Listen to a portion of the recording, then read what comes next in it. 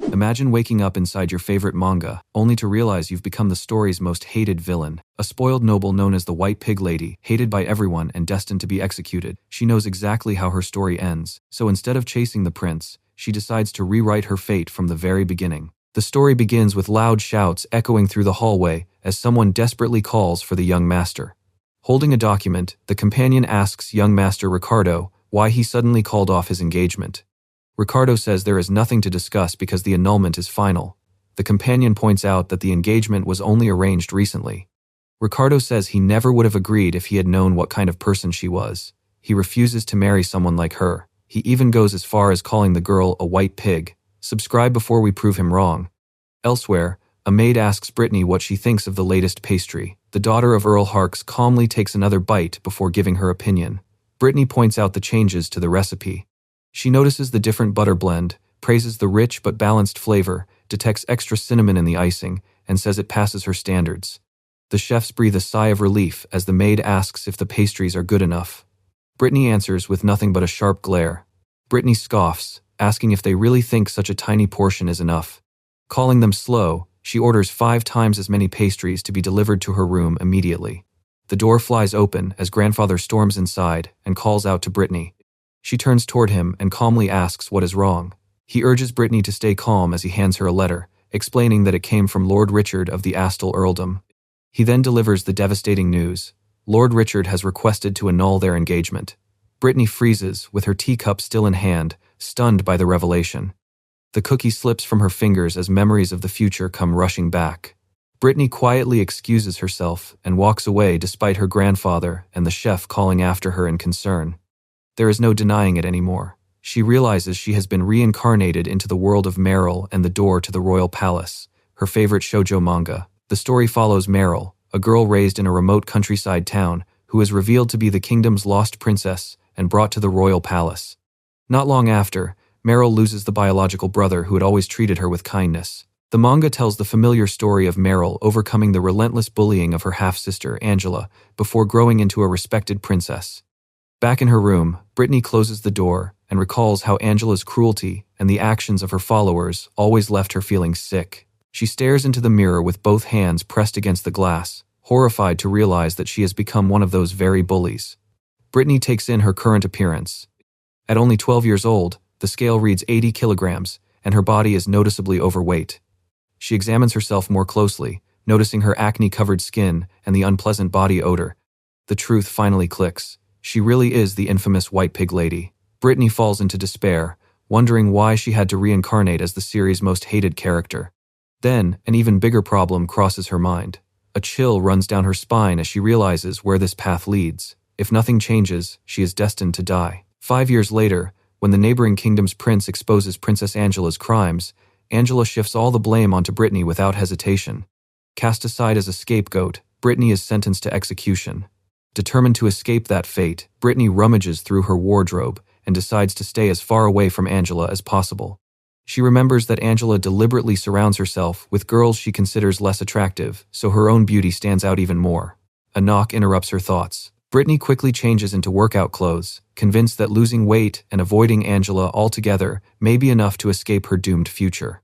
The chef enters with a serving cart, explaining that he has brought her tea, the cookies she requested, and a selection of sweets ordered from the capital. Caught off guard by her outfit, the chef asks where she is going. Britney simply tells him she is heading out to exercise. Britney asks him to take the tea and sweets away, then instructs him to serve her only a tiny, bird-sized portion for dinner. The chef stares at her in disbelief. Concerned, the chef asks whether something was wrong with the food. Britney clenches her fist and explains that her broken engagement has given her the determination to change. With her goal set on reaching a healthy weight, Britney ties back her hair and steps outside, vowing that today marks her new beginning. She starts jogging around the estate, convinced that since she had never exercised before, the weight should come off quickly. That confidence disappears almost immediately as exhaustion overwhelms her. Every step makes her body feel unbearably heavy. Britney comes to a stop, gasping for air after barely making it any distance. In the background, 2 maids quietly snicker at the sight. The maids mock her, joking that the pig is waddling around instead of jogging. Britney lets out a quiet sigh, knowing she has become the estate's laughingstock, just as she expected. She recalls how the original Britney spent her days bullying and mistreating the servants throughout the estate.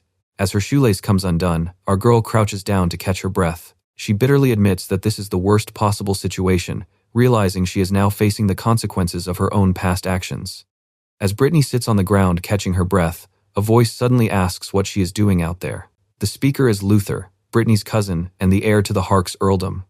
Smiling warmly, he remarks that it is rare to see her outside. Britney immediately recognizes him as Big Brother Luther, the man the original Britney adored. Although those feelings remain in her memories, they now feel as though they belong to someone else. Britney explains that she is trying to lose weight and asks him not to worry about her.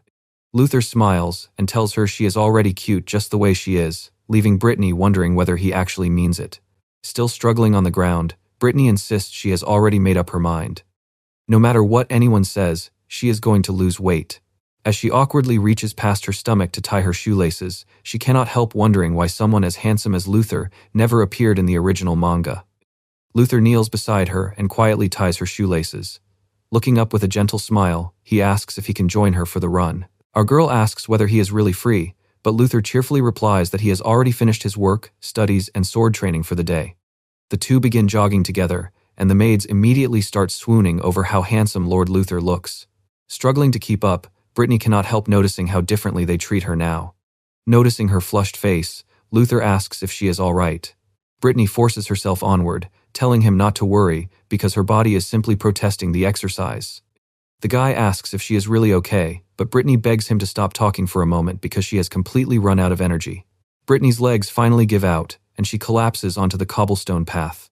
Luther watches in surprise. Flat on the ground, Britney weakly reaches out a hand and admits defeat. After pushing herself so hard, she has nothing left. Without a word, Luther lifts Britney onto his back, leaving her staring at him in stunned silence. Our girl protests in shock, but Luther simply reassures her that everything is fine and promises he will not let her fall. With an easy smile, Luther remarks that he is stronger than he looks. Britney can only marvel at how effortlessly he ran, while she ended up soaked in sweat. Embarrassed, Britney lowers her head and silently apologizes for drenching his shoulder with sweat.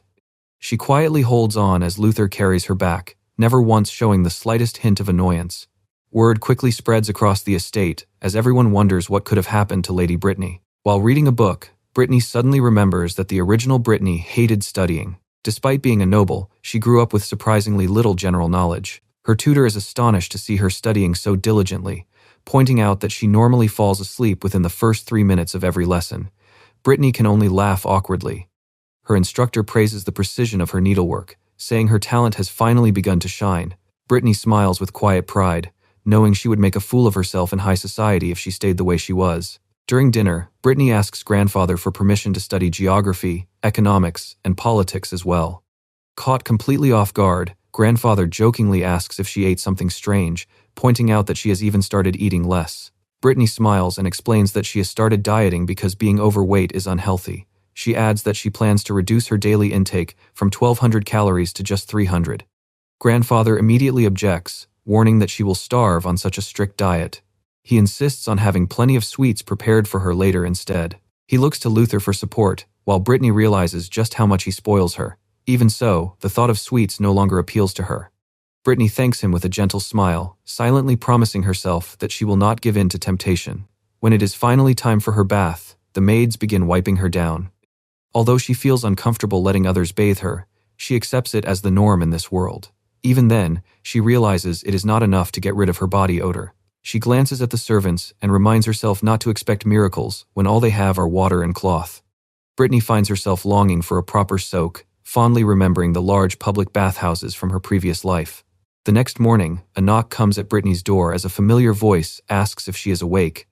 Britney sits up in surprise to find Big Brother Luther outside. He explains that there are no lessons today and asks if she would like to go out with him. Delighted by the invitation, Britney eagerly agrees and promises to get ready immediately. Chuckling, Luther tells her he will be waiting at the stables. When Britney arrives, Luther is already waiting beside a large horse. She gestures toward it and asks if they will be riding this horse. Luther remarks on how quickly she got ready, admitting he never expected her to accept his invitation. Britney laughs awkwardly, remembering that the original Britney usually spent half the day preparing, so his surprise is understandable. Looking over at the horse, Luther says it should have no trouble carrying both of them since it is a sturdy breed brought from overseas. Britney eyes the horse with concern and points out that the animal's strength is not the issue. She wonders whether carrying both of them would simply be too much. The guy studies her for a moment before commenting that something about her has changed. Britney freezes, wondering if the difference is really that obvious. Before she can react, Luther effortlessly lifts her into the saddle. Britney gasps, her face turning bright red. Amazed by his strength, Britney blurts out a compliment. Luther smiles warmly and explains that years of training have made it second nature as he climbs up behind her. Our guy climbs onto the horse behind Britney with ease, takes the reins, and tells her they are ready to head out. They ride past peaceful country cottages and wide open fields, with snow-capped mountains rising in the distance beneath a clear sky. As Luther gently pats the horse's neck, he asks Britney if she is still worried about it. She gives an awkward smile and admits she is just afraid the poor horse might end up with broken bones because of her. Luther chuckles and tells her not to worry, pointing out that they have already reached their destination. Towering mountain peaks stand before them. Britney admires the scenery and notices a pond nearby. Luther explains that it was formed by a volcanic eruption long ago. She takes a deep breath and catches a familiar scent, wondering if it could be a hot spring. Our guy looks at her in surprise and asks how she knows about hot springs. Caught off guard, Britney quickly claims she read about them in a book, while inwardly realizing that someone like the original Britney should not know such a thing. He confirms that it is indeed a hot spring and explains that several more can be found throughout Hark's territory. She crouches beside the spring as the familiar scent stirs memories of her past life. She places a hand on the warm ground, wondering if the heat comes from geothermal energy, when a sudden thought flashes through her mind. With visions of a massive public bathhouse in mind, Britney excitedly points toward the spring and asks whether its water can be piped into town. Luther gives her a puzzled look and asks what she means. Britney immediately starts panicking, realizing how strange her idea must sound. He remarks that it is certainly an unusual suggestion, adding that even the local animals use the hot springs. Trying to recover, Britney hurriedly explains that she was only thinking the hot spring water could be used for bathing instead of ordinary baths. Although Britney herself lives in luxury, Hark's territory is far from prosperous. Its famous horses are valuable mainly during wartime, and many residents fail to survive the harsh winters. Looking over the land, Britney realizes the region suffers from food shortages, poor sanitation, and frequent outbreaks of infectious disease. As they ride through the countryside, our girl recalls passing several villages along the way. One glance is enough to see how little the people have. Luther agrees that public baths would be beneficial, but explains that improving sanitation must come first if the commoners are expected to manage them properly. Our girl imagines a grand public bathhouse where everyone can stay warm, healthy, and free from disease. Luther gently reminds her that the territory barely has enough money to support itself, forcing Britney to admit he has a point. Luther then mentions that a hot spring on the mansion grounds flows straight into the river without anyone making use of it. Britney's eyes immediately light up as he asks if she wants to see it. Our girl eagerly raises her hand and says she would love to see it. Luther smiles and promises to discuss the idea with grandfather once they return. As they continue talking, Britney cannot help wondering why he treats her so kindly. Since he never appeared in the original manga, she has no idea what to make of him. He explains that drawing water directly from the hot spring is not feasible, but he hopes to raise the funds to build a proper waterway one day. Improving the territory has always been his goal, which is why he studies so diligently at the royal capital. She praises him, calling him a worthy future lord.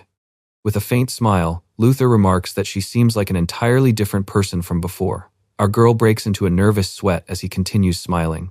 She quickly realizes those polite words are actually subtle jabs at the person she used to be. Luther smiles warmly and tells Britney he is genuinely happy to see how much she has matured. Britney scratches her head in embarrassment, but her expression freezes when Luther casually adds that he can now send her off to be married without any worries. His gentle smile never falters as our girl realizes her suspicions were right. Beneath his kind demeanor lies a calculating mind. He explains that grandfather refuses to hand over the title of lord, while Britney remains unmarried, even though grandfather is no longer suited to govern. Grandfather had already decided that Luther would inherit Hark's territory after officially adopting him into the family. Unlike Luther, however, his biological parents are greedy spenders who fully intend to take advantage of the wealth their son is set to inherit. Fearing for Britney's future, grandfather postponed transferring the lordship to Luther. As Luther walks off, Britney realizes the truth. He cannot officially take over Hark's territory until she is married. He then shares what he believes is good news. An acquaintance from the capital mentioned that his sister is looking for new companions, so Luther recommended Britney. A sense of dread washes over her. She cannot imagine who would be searching for companions, but something about it feels terribly wrong. The answer hits her like a bolt of lightning. The acquaintance's sister is Princess Angela. Seeing Angela as the biggest death flag in the story, Britney panics at the thought of crossing paths with her this early. Britney immediately tells Luther she has no intention of going to the capital. To her, this is a matter of life and death. Surprised by her reaction, Luther turns to look at her. Clenching her fists, Britney shows her resolve. If she ever has to leave home, she will find another path that keeps her far away from Angela. He stares at her in confusion and asks if she really dislikes the idea that much. Britney firmly says yes, but Luther reminds her that turning down a request connected to the royal family could have serious consequences. With a light chuckle, he explains that it is only a recommendation for now. Countless girls are hoping to become the princess's attendants, so nothing has been decided yet. Since there is no guarantee, he figures there is no harm in asking. Our girl worries about the political and financial consequences for both Luther and Hark's territory, asking whether refusing the offer would put him at a disadvantage. Luther reassures her that it will not affect him at all. He reveals that the acquaintance he mentioned is none other than Crown Prince Marlowe, with whom he has always had a good relationship. Britney quietly connects the dots, realizing that Princess Angela is Marlowe's younger sister. Desperate to avoid the arrangement, Britney squeezes her eyes shut and begs Luther to tell the Crown Prince that she is hopelessly stupid and completely unfit to serve the princess. He lets out a quiet laugh, amused by how unexpectedly she is behaving. The old Britney would have been dreaming about fashionable dresses, famous suites, and the prestige of joining the princess's entourage. Instead, Britney nervously insists that she is perfectly happy living a quiet life in the countryside. Our guy admits that her recent changes have made him reconsider. For now, he will drop the idea of sending her to the capital. Even so, he reminds her that he wants to become Lord of Hark's territory as soon as possible. As a gentle breeze stirs the leaves around them, Luther makes her an offer. He will give her 3 years to find a new fiancé. With a reassuring smile, he promises that if she becomes engaged before turning 15, he will not send her to the capital. Britney is left speechless. Her last engagement only just fell apart, and now she is somehow expected to find another fiancé within 3 years. He explains that he originally intended to send her to the capital without discussion. However, after witnessing how much she has changed, he believes she now has a real chance of finding a suitable match. Overwhelmed by the impossible challenge, Britney nervously asks what will happen if she fails. He smiles calmly and delivers the ultimatum. If she cannot find a fiancé within 3 years, he will personally send her to Princess Angela, just as originally planned. Britney breaks into a cold sweat. Britney panics, convinced that no one would ever want to marry an overweight girl from a poor territory. She desperately begs Luther to extend the deadline until she turns 17, but he refuses to budge. 15 is his final answer. He explains that she does not have to marry by then. She only needs to find someone willing to become her fiancé. Our guy looks at her and asks if the deal is really that unreasonable. Britney sighs to herself. If she were the kind-hearted heroine Meryl, finding a fiancé would probably be easy. Unfortunately, she is the infamous white pig lady instead. She grimaces in despair, wondering where she is supposed to find a boy her age who actually prefers larger women. Britney asks what he would do if she accepted the deal now, only to convince grandfather to let her stay later. Luther admits that would certainly complicate things, but assures her he is keeping a close eye on her. Still smiling, Luther casually reveals that he already has a backup plan for a situation like that. Britney can only stare in disbelief, finally realizing that beneath his gentle smile lies someone far more calculating than he first appeared. Our girl tells the kitchen staff to load her meals with vegetables and trim the fat from any meat or fish, reminding them of the changes she requested earlier. The head chef respectfully agrees to her request while the kitchen assistants watch in surprise. Looking over a nutrition chart, Britney realizes cutting out protein completely would destroy her muscle mass and make it even easier to gain weight. When a chef suggests a rich butter sauce to match her old preferences, she immediately grabs the salt shaker and flatly refuses the butter. She insists that a simple sprinkle of salt is all her meal needs. The head chef reluctantly agrees, remembering how the old Britney used to indulge in endless sweets, burgers, and pastries. A maid suddenly rushes in to announce that Count Astarl and Lord Ricardo have arrived, interrupting the conversation. To Britney's surprise, Count Astarl and Ricardo bow deeply before the table and offer a sincere apology. As grandfather watches anxiously, our girl asks if they're all right, but Ricardo and Count Astarl quickly tell them not to worry. Astarl admits that Ricardo behaved disgracefully, while our girl quietly listens from the side. Clutching his injured face, Ricardo grimaces in pain as Britney realizes he's her former fiancé, Ricardo Astarl, the second son of the Astarl Count family. Astarl explains that the annulment was never the family's decision, but something Ricardo acted on without anyone's approval. He then asks to revoke the annulment, despite knowing it's a bold request, while Ricardo silently looks away with a faint blush. Grandfather laments that Britney has been so heartbroken she can barely eat, leaving her internally screaming that she's just trying to diet. Count Astarl lowers his head, admitting he has no words after realizing how deeply Britney must have been hurt. Britney can't blame Ricardo for wanting out, thinking she'd run too if she were forced to marry someone extremely overweight, foul-smelling, ill-tempered, and unattractive. Astarl asks Grandfather to lift his head, filling the old man with hope. Our girl assures them she isn't upset about what happened, but her stiff smile, weighed down by her chubby cheeks, catches Ricardo and Astarl off guard. Astarl reminds Ricardo to appreciate Britney's kindness, leaving him visibly startled, as she quietly reflects on how awkward this conversation has become. She tells Ricardo not to worry about her, secretly realizing that if the annulment is revoked, meeting Luther's condition would become much easier. She says she'll respect whatever decision Grandfather and the Astarl family make, determined not to force anyone into something they don't want. As Grandfather, Count Astarl, and Ricardo continue talking, our girl quietly slips away, deciding to avoid Ricardo around the mansion for now. Her mood quickly lifts as she excitedly heads off to check the hot spring Luther mentioned. 15 minutes later, the brutal heat leaves Britney drenched in sweat and struggling to keep going. Barely able to crawl forward, she grumbles about the enormous Hark's estate and the scorching weather, wishing she had a horse before spotting a dried-up pond nearby. Panting as she wipes the sweat from her face, Britney declares she's finally arrived, only to notice something unexpected. She finds hot spring water flowing from the rocky ground and immediately recognizes it as the spring Luther mentioned. Looking over the area, our girl realizes the hot water flows straight into the river, leaving nowhere suitable to bathe. That's when an idea strikes, and she remembers the dried-up artificial pond she passed earlier. After testing the warm spring water, Britney decides to ask Luther about building a waterway to redirect it into the dried-up pond. In her mind, Luther calmly shuts the idea down, explaining that a hot spring project is far beyond their current budget.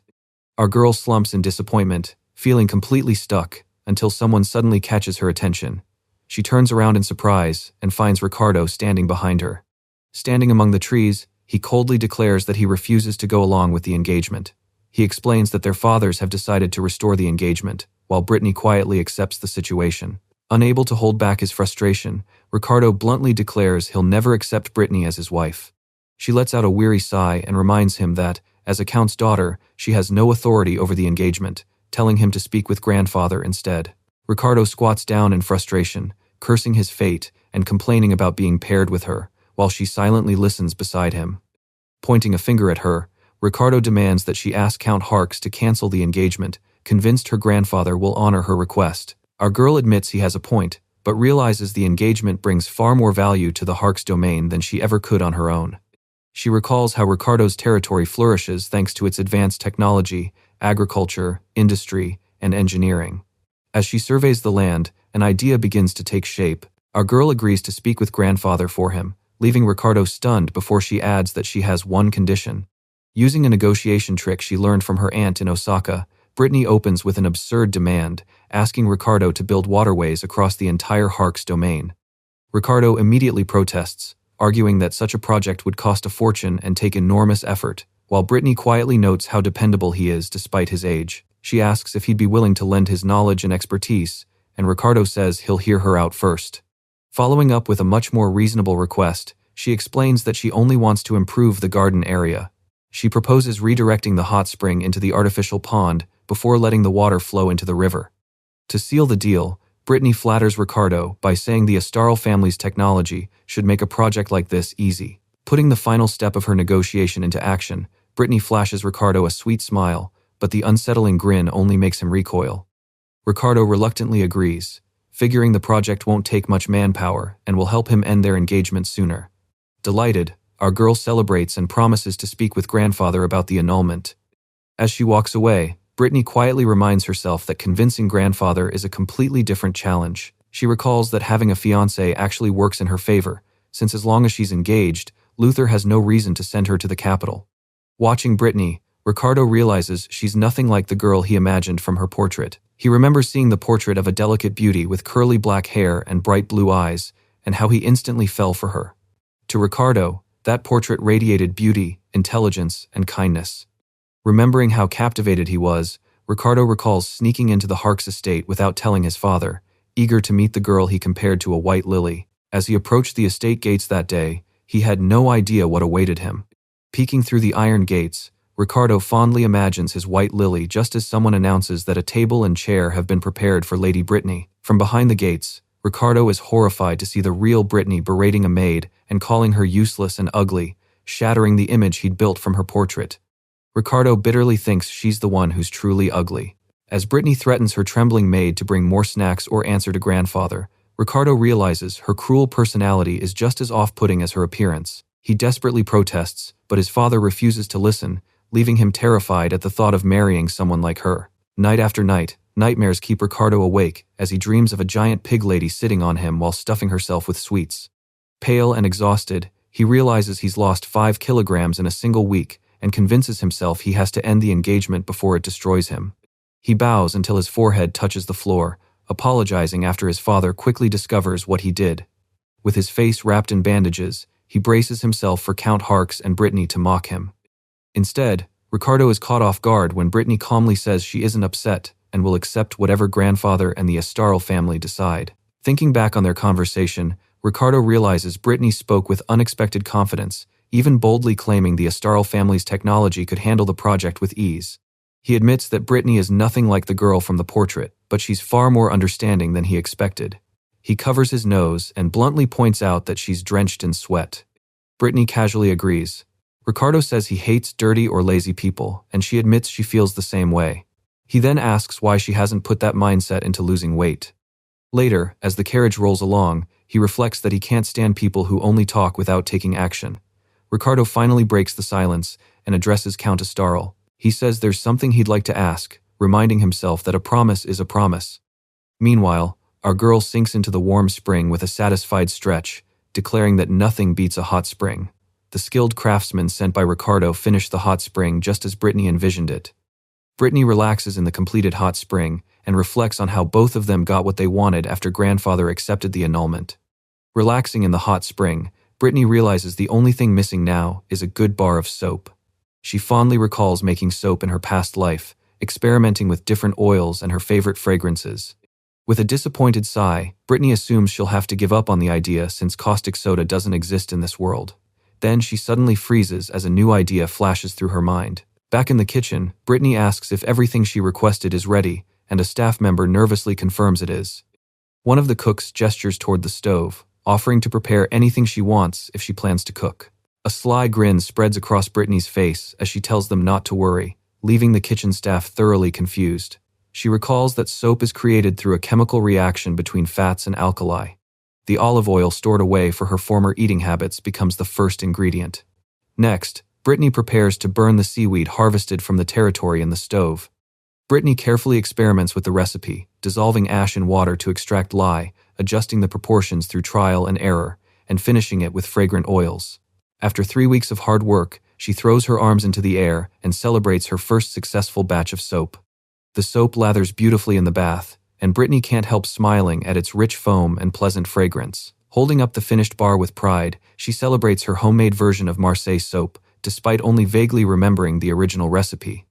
With a playful wink, our girl proudly announces that she's gone from a foul-smelling girl to one who smells like flowers. She then asks Luther if the same approach could be used to make shampoo and conditioner. Noticing the wine bottle in his hand, Britney asks if he's just returned from his inspection. Luther says he was checking on this year's wine production before a pleasant fragrance caught his attention. Our girl explains that the scent comes from her homemade soap and hands Luther a bar, showing him how it works by lathering it with water. Intrigued, he accepts the gift. He asks if she plans to let the servants use the bathhouse as well, and Britney happily agrees, asking him to make sure everyone has access to the soap. Britney places bars of soap beside a note, inviting everyone to use them, hoping Luther's words will encourage the servants to give them a try. Her thoughts drift back to childhood, when she cried alone and wondered why her mother abandoned her, realizing the servants probably still wouldn't listen to her. Grandfather offers young Britney her favorite snacks to cheer her up while 2 maids watch coldly from the doorway. She remembers those maids cruelly claiming her mother left because she'd become disgracefully fat. Seeing her burst into tears, Grandfather gently asks what's wrong, and young Britney sobs that her mother abandoned her because she was disgraceful. He is furious and demands to know who filled her head with such cruel lies. Looking back, Britney realizes that seeing her abusive maid thrown out gave her a twisted sense of power and self-worth. From then on, she started bullying the estate's servants, convinced that abusing her authority made her strong. Our girl lies there, regretting her past, when a sudden warning rings out just before something comes flying toward her. A ball bounces away as someone wonders who kicked it, only to realize it struck a person lying on the ground. The children rush over to Britney. Some apologize and ask if she's all right, while others tease her weight, try to comfort her, or scold the rude remarks. She realizes they're the servants' children, and figures that if she can't win over the adults, maybe she can start with the kids. With a warm smile, Britney invites the children to study with her and become friends, leaving them frozen in confusion. She happily welcomes them and introduces herself as their new teacher. Only 2 children timidly greet her good morning, leaving Britney stunned that no one else showed up. Our girl invites the pair to sit down, wondering if the others ran away. She soon realizes the children can't read, write, do basic math, or even practice proper manners. She begins teaching them the numbers on the chalkboard. Once they learn how to hold a pen, the children improve surprisingly fast, motivating Britney to become a better teacher herself. That determination carries over to her own studies, as she diligently reads under her tutor's approving gaze. Britney enters the dining room, where Luther turns around with a welcoming smile. A pleasant fragrance catches her attention, and Luther proudly reveals it's from the soap she made as a servant pulls out her chair. He casually reveals that he already sent some of the soap to Crown Prince Marlowe, causing Britney to spit out her drink in shock. Our girl frantically asks why he'd send it to the Crown Prince, while Luther calmly explains that the soap could become a major source of income for their territory and praises her incredible invention. He believes the soap will be popular with image-conscious nobles and valuable for improving public hygiene, and Britney agrees, pointing out how important hand-washing is for preventing disease. Our girl grabs her head in panic as her homemade solution for body odor suddenly turns into a full-blown business opportunity. Luther opens his notebook and asks for the ingredients, so Britney lists seaweed lye, olive oil, and rose essential oil. While sipping his tea, he points out that everything except the seaweed comes from a neighboring territory. He jokes that the annulled engagement with Ricardo cost them a family discount, leaving Britney to groan and apologize. She suggests replacing the olive oil and asks whether the territory has leftover waste from its winemaking process. When Luther mentions the discarded grape skins and seeds, Britney excitedly says the seeds are exactly what she needs. She explains that fruit seeds can be pressed into oil, just like sesame or rapeseed, and believes they can produce grapeseed oil even if it doesn't exist in this world yet. Luther agrees that turning winemaking waste into oil is worth testing, and Britney realizes it could be the key to mass-producing her soap. Our girl resolves to start making grapeseed soap the very next day, though Luther's true motives still leave her feeling uneasy. Luther quietly smiles and vows to live up to the expectations placed on him. After a long day of work, he stretches in his office, lets out a tired sigh, and heads into the hallway for a drink. A strange noise suddenly makes him stop in his tracks. To his surprise, Luther finds Britney sitting in front of an open food cabinet in the middle of the night, quietly snacking on a plate of pastries. Under Luther's guidance, the Hark's territory gradually built a system for mass-producing soap. He proudly watches over the growing operation as servants carry pots and stacks of finished soap. In her spare time, our girl continues researching new ideas. She spends hours studying her books in the kitchen while the staff quietly assists her. With a warm smile, Luther walks over and asks how the research is progressing. She happily reports that everything is going well. She excitedly explains that the essential oils can be substituted without any issues. Holding up a jar of rose essential oil, Luther asks if she means the oil they used to purchase from the neighboring territory. She eagerly confirms that's exactly the one. Britney realizes lavender and rosemary grown in Harks can produce suitable essential oils instead.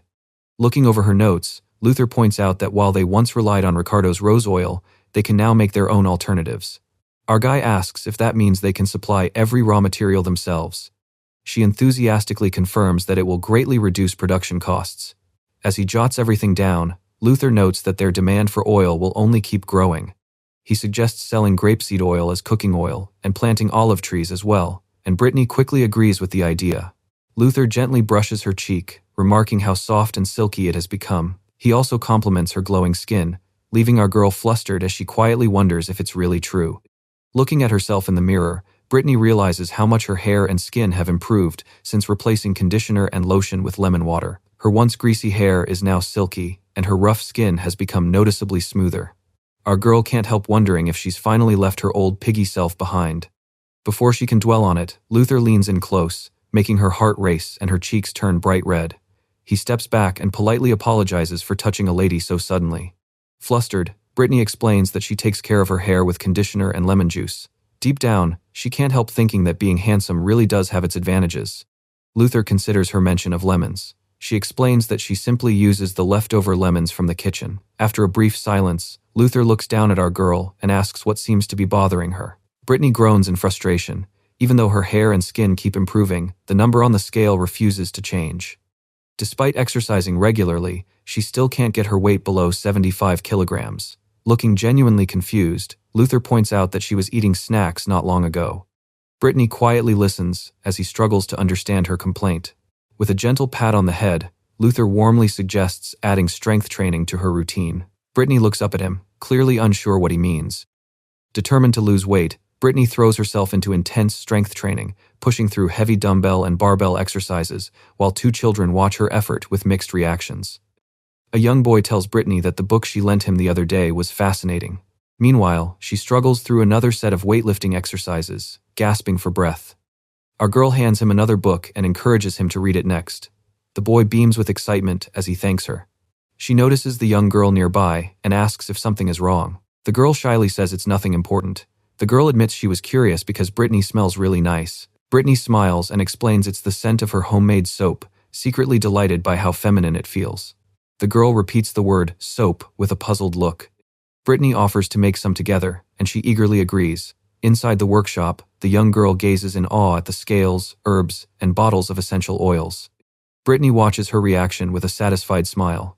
Our girl realizes how much easier research has become. She spent so long working alone that having an assistant now feels like a huge help. Britney explains to Maria that the soap-making process is a closely guarded secret known only to her, Luther, and his trusted subordinates. Maria happily promises she won't tell anyone. Maria diligently stirs the large pot while Britney watches from nearby. She remembers that Maria dreams of becoming a high-class servant and can't help admiring her dedication at such a young age. She considers asking her grandfather to assign Maria to her. Her grandfather gently wonders if it wouldn't be better for our girl to make friends with noble ladies instead of commoners. Britney quickly denies the misunderstanding, insisting she isn't trying to make friends. Inside, she panics as she realizes she's only made the situation worse. Our girl thinks back to 5 years ago, remembering why she never wanted anyone to see her like that. The memory takes Britney back to her younger days as she steps outside the estate and politely greets the other nobles. The noble ladies hide behind their fans and mockingly comment on how plump and radiant Britney's skin looks, pretending to envy her healthy appearance. She freezes in confusion, clutching her chest. The ladies continue whispering behind their fans. Our girl realizes that even her old self could sense their contempt. Looking back, she believes her unpleasant attitude was nothing more than a mask for her own insecurities. Grandfather cheerfully suggests preparing plenty of sweets for the upcoming tea party with the noble ladies. Britney immediately refuses, declaring that she's on a diet and won't be eating any sweets. He looks concerned and wonders why she's suddenly so determined to avoid sweets. He asks if her broken engagement is the reason. With her arms crossed, Britney explains that she's doing it for her health. She admits she's no longer happy with her own body and wants to change it. He sheepishly admits that he sent out the invitations long ago. Britney can only stare back at him in stunned silence. She stands frozen in disbelief, barely able to respond to the unexpected confession.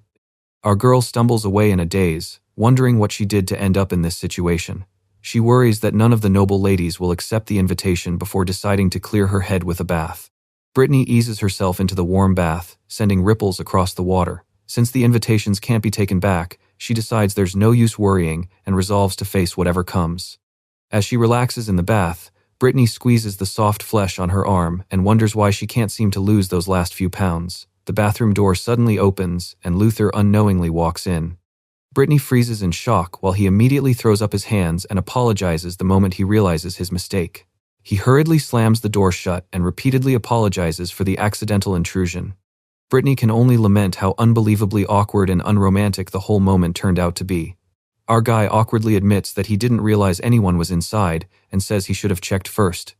Britney quietly realizes that he's actually the victim in this embarrassing mix-up. After getting dressed, Britney repeatedly bows an apology for exposing such an unpleasant sight. Luther gently reassures her that it wasn't a problem and tells her not to worry. She suggests putting an in-use sign on the door to prevent another accident. Luther nods with a smile, Agreeing that it's a simple but effective solution, he changes the subject and compliments the conditioner she created. Since lemons can thrive, even on barren land, he suggests planting them throughout the Hark's territory. Britney wonders if fast-fruiting lemon saplings might be expensive, even though they're commonly grown in the neighboring territory. The thought of Ricardo annoys her, but she decides she'll negotiate for a better price. Luther points out a sunny area in the south that would be perfect for a lemon grove, and suggests inspecting it together in 2 weeks. Britney loves the idea, but explains that her grandfather has already arranged a tea party for her. Luther jokingly asks if she's planning to save room for sweets, leaving our girl to reluctantly agree that her grandfather isn't wrong. Britney admits her grandfather has a point about making friends with other noble ladies. With a sly smile, Luther remarks that a trip to the royal capital would solve that problem instead. Britney shudders at the thought of facing Angela and Nora again, deciding that a tea party is far less terrifying.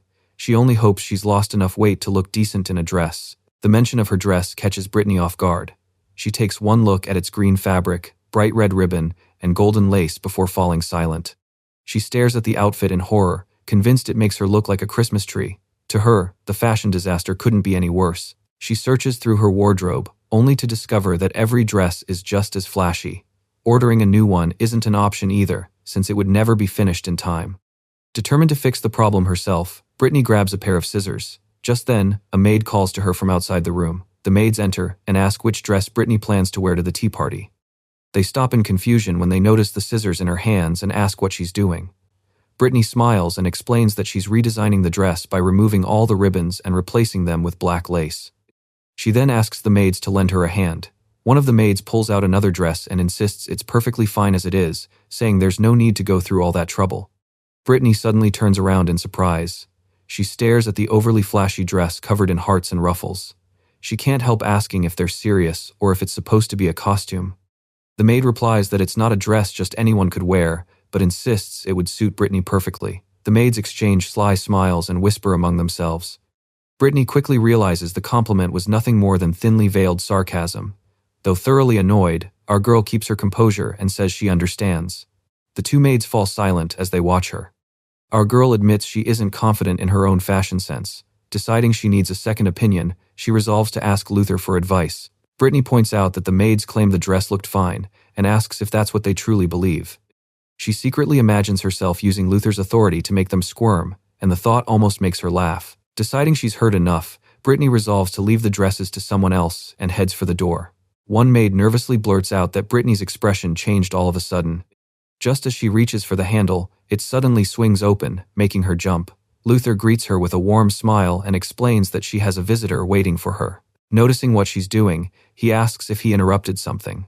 Britney nervously wonders if Luther overheard her using him as an excuse. She calmly says it's nothing, then he casually admits he also thinks the dress has terrible style, leaving our girl stunned that he heard everything. The maids break into a cold sweat, as Luther bluntly tells them that they have no sense of style. With a pleasant smile, he thanks the maids for their service and announces that someone else will handle Britney's wardrobe from now on. The maids freeze in shock, wondering if they're being dismissed before their eyes drift to his earrings. Luther calmly explains that the earrings are a keepsake from his grandmother. The maid nervously asks what that has to do with anything. The maid can't understand why he suddenly brought up the earrings. Britney looks between the two in confusion, quietly wondering if she's somehow escaped trouble without even knowing why. Luther gently takes Britney's hand and asks if they're ready to leave. Once they're outside, he calmly admits that he may have startled her. She asks what just happened. She's left speechless when Luther reveals that the maids had been stealing and selling his grandmother's jewelry. Luther explains that the investigation eventually led them straight to the place where the maids had sold the jewelry. He carefully places the recovered earring on Britney's ear and explains that her grandfather wanted her to have it. With a warm smile, Luther tells Britney that the earring looks perfect on her. Our girl suddenly realizes Luther must have heard everything from the doorway. She asks if he bought the stolen jewelry back, and he calmly nods. He explains that every maid involved will be dismissed and assures Britney that grandfather fully approves of the decision. He also reveals that replacement servants have already been interviewed, impressing her with how prepared he is. With a playful wink, Luther apologizes for using her as an excuse before cheerfully informing her that Ricardo is waiting. Britney quietly wonders whether Luther was protecting her or simply taking advantage of the situation. Pushing the thought aside, she enters the room and apologizes to Ricardo for keeping him waiting. Ricardo tells her he brought the lemon saplings they discussed earlier and wants them to count as compensation. She lights up and gratefully thanks him. Ricardo looks away with an irritated expression, insisting he's already done more than enough. Not wanting to let him leave, Britney quickly proposes another deal. She holds up a bar of soap and explains that they've been making something valuable in the territory. Ricardo looks at her in confusion and asks what she means. He stares at the soap in disbelief and asks if it's really soap. Britney confirms that it is, adding that it's become the latest trend in the royal capital, leaving him genuinely shocked. Ricardo points out that the soap became popular far too quickly for word of mouth alone. Both he and Britney can't help sweating as they think about the royal capital. He suddenly realizes why Britney no longer has an unpleasant smell. Taking a closer look, he blurts out that she's also lost quite a bit of weight, earning him an annoyed scoff from our girl. Britney awkwardly brushes off the compliment, knowing her weight loss is simply the result of dieting. Luther recalls that Britney was born when he was 5 years old. Lately, she's changed so drastically that it almost feels as if she's become a different person. His thoughts drift back to the day he first looked into her crib. Baby Britney lies peacefully in her crib. With her black hair and bright blue eyes, she looks just like a little angel. Young Luther gazes at the baby with sparkling eyes, gently soothing her while thinking she couldn't be any cuter. Luther remembers how Britney's parents left the estate one after another when she was only 3. Left alone, she turned to food to cope with her loneliness, and he recalls walking hand in hand with the little girl. After being away for a long time, Luther returns expecting to see the same angelic child. Instead, he's stunned to find Britney covered in crumbs, making him think the little angel has somehow turned into a piglet. Luther also remembers how spoiled Britney used to be. She throws a loud tantrum while demanding answers, leaving both him and a nearby servant at a loss. At 13, Luther leaves Harks to study in the royal capital. Although he's worried about his family, he knows he must broaden his knowledge for the sake of the territory's future. While studying in the royal capital, Luther uncovers a harsh reality. Despite appearances, the Harks territory isn't wealthy, and its only notable specialty is raising fast horses. Our guy reflects on the territory's difficult situation. The hilly landscape makes farming nearly impossible, and with the war over, demand for their prized horses has collapsed. Barely staying afloat, Harks survive on livestock and fishing. He reflects on how ashamed he felt after learning the truth. As he buries himself in books, he wonders what his parents had been doing all those years. Overwhelmed with frustration, Luther buries his face in his hands. Even so, he realizes that those difficult days weren't entirely without blessings, as Marlowe calls out to him. Looking back, Luther considers meeting Marlowe the greatest blessing of that time. He remembers the prince greeting him with a smile and teasing him for sulking again. The crown prince was a frequent visitor to the library and always treated Luther like an ordinary friend. As Luther nervously addresses him with honorifics, Marlowe reminds him they're in a library and casually tells him to call him Mark. Curious, Luther asks what Marlowe is reading. The prince holds up a book titled The Philosophy of Beauty. Before long, Luther finds himself spending time with Marlowe and his friends. Right before exams, Marlowe gives him a confident thumbs up and insists they pull an all-nighter together, leaving Luther completely baffled. By the time their friendship had grown close, graduation had already arrived. Although Luther wants to remain in the royal capital a little longer, his duty to protect Harks calls him home. Carrying his graduation cap, he begins the journey back. When Luther finally returns, he finds that Britney has put on even more weight during his absence. She happily devours a giant burger with crumbs all over her cheeks. He stands frozen with his coat and graduation cap in hand, completely stunned by the sight before him. After returning home, Luther learns the harsh truth. Grandfather lost money in failed businesses, fell for scams, let relatives take advantage of him, and buried the territory in debt, all while wearing a carefree smile. He spends countless hours buried beneath stacks of financial records, struggling to find any way to repay the overwhelming debt. The moment he returned home, the territory's financial crisis became his burden. To Luther, the biggest obstacle is still Britney. As long as she remains the heir, he can't step in as the new lord. Meanwhile, grandfather happily spoils her with yet another giant burger. A sudden idea flashes through Luther's mind. If Britney gets married, the succession problem could solve itself. That plan falls apart almost immediately. Luther collapses in defeat after receiving Ricardo's letter requesting to end the engagement. Out of options, he concludes that Britney will have to go to the royal capital instead. Even if it becomes a burden, he sees no other choice. Then something unexpected happens. Luther notices Britney jogging outside the estate, marking the beginning of her sudden change. He watches her eat smaller meals, stop covering herself in heavy makeup, and even raise concerns about the territory's poor sanitation, including commoners sharing the hot springs. Britney changes so drastically that Luther starts wondering if she's become a different person. Believing she's finally ready, he suggests going to the royal capital, only for her to reject the idea with overwhelming fear. Instead, she vows to leave the territory another way. Luther agrees to give her a deadline, never expecting what would happen next.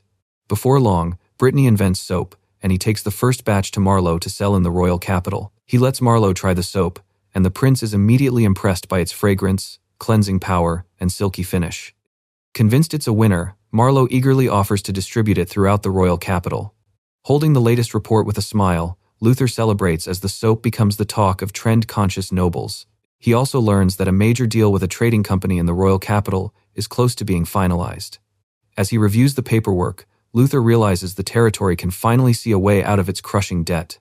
Looking out the window, Luther spots Britney jogging around the estate. He smiles to himself, never expecting he'd one day worry about her pushing herself too hard. Luther catches Britney secretly snacking from the kitchen cabinet. He realizes she's probably relieving stress without even noticing it.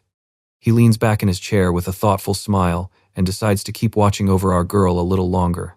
Britney is relieved that her redesigned dress is finished just in time. Wearing a moss green dress trimmed with black lace, she hopes the darker colors make her look a little slimmer. The pastry chef trained by Britney prepares an extravagant table filled with sweets, towering parfaits, and fluffy pancakes for the tea party. Even though the desserts are an instant hit with the noble ladies, our girl can only admire them from afar because of her diet. The invited noble ladies arrive at the estate and thank Britney for hosting today's tea party. She greets them with a polite smile and warmly welcomes everyone inside. As Britney scans the arriving guests, one familiar face catches her eye. She freezes in surprise, unable to believe grandfather invited that person. Standing quietly among the guests, Nora offers Britney a calm greeting and wishes her a pleasant day. The moment Britney recognizes Nora, her heart sinks. She remembers that Nora is one of Princess Angela's followers. Nora is part of Angela's entourage and the same age as Britney, though the similarities end there. In the original story, she eagerly teamed up with Britney to torment the heroine. Our girl recalls that, unlike her, Nora survives the events of the original story. As tea is served, Nora quietly keeps to herself. Even so, she eventually falls alongside Angela, bringing ruin to her family. Britney decides it's safest to stay away from Nora and avoid setting off any dangerous story flags. Just then, someone calls her name. The noble ladies whisper behind their fans, mocking Britney for looking even plumper than before and sarcastically saying she seems healthy. She bites back her irritation, insisting to herself that she's actually lost weight. Something immediately catches Britney's attention. Unlike the others, Nora stays silent instead of joining the ridicule. A cheerful young woman introduces herself as Lily, saying she's been looking forward to meeting Britney. She explains that her cousin Ricardo has spoken about her often and even sent her souvenirs. Lily happily keeps the conversation going over tea, saying it's a pleasure to finally meet Britney and praising Ricardo for always looking out for her. Seeing an opportunity, our girl turns toward Nora while the other ladies remain busy with their casual conversation. It's clear they're perfectly happy staying within their own circle. A nervous thought crosses Britney's mind. Nora might really be sitting here all alone. Deciding to be a proper host, Britney greets Nora with a warm smile and thanks her for making the trip to the tea party. The unexpected kindness leaves Nora stunned. Nora timidly returns the greeting. Watching her carefully, our girl realizes she's nothing like the version she remembers from the manga. Britney can't make sense of it. Why is Nora so shy instead of acting like the arrogant, noble lady who always stood beside Angela? Her gaze drifts to Nora's short dress, making Britney wonder if it was the only outfit she had for today's gathering.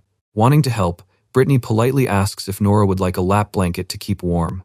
The other ladies snicker behind their fans, mocking Nora for showing her ankles and comparing her fashion to Britney's old outfits. Clutching a blanket to her chest, Britney quietly listens. Britney trembles with barely contained frustration as the mocking continues. Our girl realizes there's no point trying to befriend these noble ladies. As the gathering comes to an end, Lily warmly says goodbye, shares how much she enjoyed the tea party, and invites Britney to attend hers next time. As the guests prepare to leave, Britney hands Nora a parting gift, quietly thinking what a sweet girl she is. Their farewell is interrupted when someone suddenly asks why the road ahead is blocked. Nora nervously explains that her coachman just reported a landslide and apologizes for the unexpected delay. Rather than worrying, our girl sympathizes with Nora's situation and offers to prepare rooms for her entire party, inviting them to stay until the road is safe again.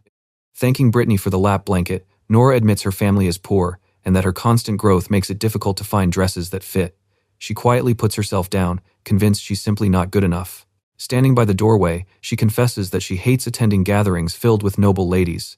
She explains that the other girls are petite and pretty, without freckles or frizzy hair, while she sees herself as nothing more than a tall, awkward girl. Listening to her, Britney realizes Nora's biggest problem might just be her lack of confidence. Even so, she reminds herself that getting too close could still lead to trouble. To comfort her, Britney grabs her own stomach and jokes about how soft and flabby she is. She admits there are days when she doesn't like her own body either, leaving Nora genuinely surprised. With a gentle smile, she tells Nora to drop the formalities and simply call her Britney. Nora happily agrees, asking Britney to call her Nora in return. As Britney takes Nora's hand, she can't help reflecting that, despite the differences between them now, they were both destined to become villains in the original story. She suggests they work toward becoming beautiful together. Nora eagerly agrees, and before long, the two grow as close as they did in the manga. Nora beams as she admires the neatly wrapped bar of soap. Britney reminds herself that getting closer to her is another step toward her destined downfall, but figures she'll be safe as long as she's careful. Outside the estate, someone points out that Britney will soon be 13 and asks if it's finally time for her to start attending social gatherings. The suggestion catches our girl completely off guard as she stands beside a pile of freshly harvested lemons. Holding up a lemon, Luther smiles and says she has been doing remarkably well lately. Since she's almost 13, he believes it's time for her to seriously start searching for a fiancé. Our girl protests that she hasn't even made her social debut yet. Luther reassures her that's not a problem, but warns that waiting until then would leave too little time to fulfill their promise. Still smiling, Luther announces that he'll accompany Britney himself. He leaves no room for refusal and tells her to give the matter some serious thought. Our girl groans inwardly under the relentless pressure. Luther's warm smile couldn't feel more at odds with the threatening words coming out of his mouth. She hums to herself, remembering that wearing makeup is considered proper etiquette at noble social gatherings. A sense of dread washes over her as she remembers that this world's face powder is made with poisonous lead.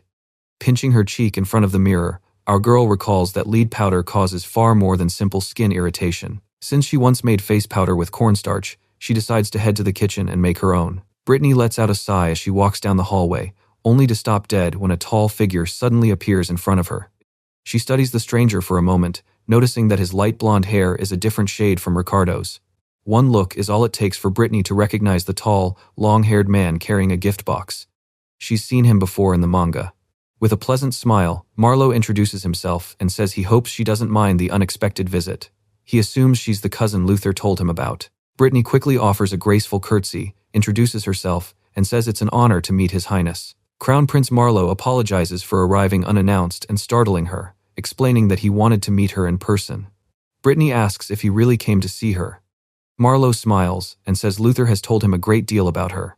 Our girl is left speechless as Marlowe reveals that he wanted to meet the inventor of the soap that's become the latest craze in the royal capital. Marlowe presents Britney with a neatly wrapped gift, encouraging her to open it.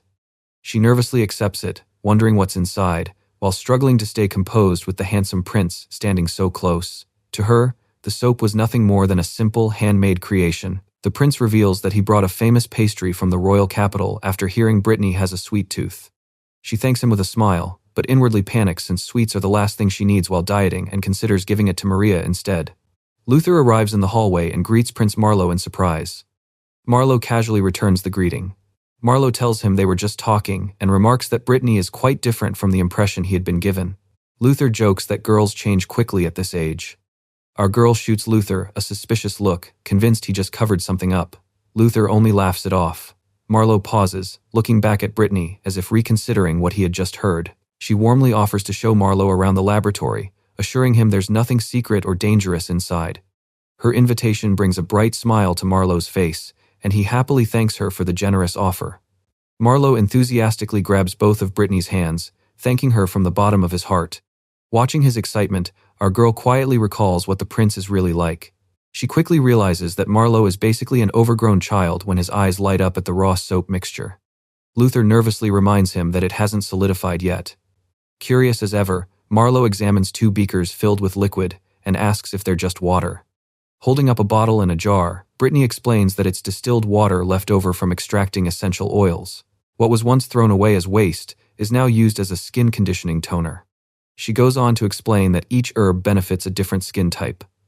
Lavender soothes sensitive skin, chamomile helps dry skin, and rosemary is best for oily skin. After taking a closer look at the mixture, Marlowe can't hide his admiration and comments on how knowledgeable Britney is. He then brings up the invitation from his sister, asking if Britney truly has no intention of coming to the royal capital. Caught by surprise, Britney listens as Marlowe insists she could learn far more and accomplish much greater things in the royal capital. A wave of panic hits our girl. She's accidentally triggering the very flag that would place her in Angela's entourage. Britney tries to brush it off by claiming she's too inexperienced and would only make mistakes. Marlowe then recalls Luther saying she was such an idiot that letting her serve the princess could end in disaster, leaving Britney completely stunned. She freezes as she remembers begging Luther to tell everyone she was too stupid for the job. To her horror, he actually repeated those exact words. Beside her, Luther quietly avoids eye contact. Marlowe smiles and admits Britney doesn't seem foolish at all. He then turns to Luther and asks if he would be willing to let her help at the royal palace. Our girl quietly wonders why Luther was so determined to send her to the royal capital in the first place. Meanwhile, Luther recalls that he simply wanted to marry her off as quickly as possible back then. He gently squishes Britney's cheeks before explaining that he can't spare her because she's busy researching soap. Britney lets out a silent sigh of relief, grateful for the timely excuse. Marlowe squeezes her chick and says attending a party should be fine since Luther will be there as well. Flustered beyond belief, she hurriedly begs him to stop. Luther realizes the timing couldn't be better. The upcoming party would be the perfect place to unveil their new product. With a confident smile, Luther immediately accepts Marlowe's proposal, leaving Britney stunned by how fast he changed his mind. Our girl stares in disbelief as Marlowe bursts into laughter, noticing he didn't even bother looking at her before the decision was made. Still chuckling as he wipes away a tear, Marlowe jokingly calls Luther a complete miser, saying he's incredibly easy to read. Our girl quietly watches the exchange and can't help agreeing that Luther really is a miser. Changing the subject, Luther invites Marlowe to stay for dinner, proudly claiming the Harks family's cuisine is renowned among food lovers. Dinner is a huge success as Marlowe enthusiastically praises every bite, much to Luther's satisfaction. In the end, our girl agrees to attend the party in the royal capital for the sake of her miserly brother. Before long, Marlowe bids them farewell and departs in his carriage. Later, Britney approaches Luther and politely calls out to her older brother. She has a personal matter to discuss. Luther remarks that she's being unusually formal. She recalls Marlowe mentioning that Luther was famously known in the capital as the black-haired nobleman. Fidgeting nervously, Britney brings up the upcoming party. After working up her courage, Britney shyly asks if she could have a new dress for the event. A slow smirk spreads across Luther's face, instantly making Britney freeze. His smile might look gentle, but his eyes certainly aren't. Our girl grows increasingly anxious, convinced she'll never find a fiancé if she has to wear those ridiculously gaudy dresses. She hurriedly explains that her old self had terrible fashion sense and that every dress she owns is awful. Britney says she'd be happy with even the cheapest new dress. Luther's expression softens as he says he understands. Since Britney has lost weight, her old dresses no longer fit anyway, so he agrees to buy her a new one for the trip to the royal capital. Britney beams with excitement as she thanks Luther. Then a sudden thought makes her stop in her tracks. A bead of sweat runs down our girl's face as she wonders if Luther had been testing her all along. Luther asks what kind of dress she wants and whether she has any preferences. Britney requests something black or dark navy that will make her look slimmer. He assures her the budget isn't a concern since this year's tax revenue has been strong, prompting her to eagerly ask if the wine and horse businesses are doing well. He passes her a dress catalog and explains that the territory's growing wealth isn't just from production. Much of the credit belongs to Britney, and with their debts nearly gone, they can finally begin building the waterways. Britney hugs the catalog to her chest and quietly tells Luther how much she admires him. She admits that he's the only one in the family who truly puts the territory first. The heartfelt praise leaves Luther staring at her in stunned silence. A faint smile crosses Luther's face. Her words remind him of the boy he used to be before leaving for the royal capital, a spoiled child who cared only for luxury. Under the starry night sky, Luther vows that once he becomes count, he won't let their parents interfere with the territory's management or squander its wealth on luxuries. He reveals that their grandfather plans to retire from his duties completely. From the balcony, Luther gazes over the mountains before calling out to Britney. Watching him from inside, our girl realizes he's trying to shoulder the entire future of the territory on his own. Luther asks if she'll stay by his side. Our girl realizes this is a turning point that could change everything. She walks onto the balcony and declares that she'll never stand against her brother. To her, This is the final crossroads for Luther after all the disappointment she's caused him in the past. Britney promises to help carry some of his burden, proudly mentioning that she's been building muscle lately. The unexpected answer earns a quiet chuckle from Luther. Then Luther lets out a low laugh, wearing the same sinister grin as a storybook villain. Britney instantly freezes, wondering who this terrifying person in front of her really is. Panic takes over as Britney tries to retreat, but her legs give way and she lands on the floor. Luther simply looks at her and asks what she's doing. Before she can get back up, Luther effortlessly lifts her off the floor and settles her onto his lap. A faint smile appears on Luther's face as he teases that running away is rather cruel. Britney's face burns red while she desperately tries not to think about how close they are. After a brief silence, he quietly admits that being around Britney feels different. Somehow, she's the one person who makes him feel comfortable enough to speak honestly. Our girl immediately scoots backward, folds her arms, and blurts out that those honest feelings can stay buried forever. Luther bursts into laughter.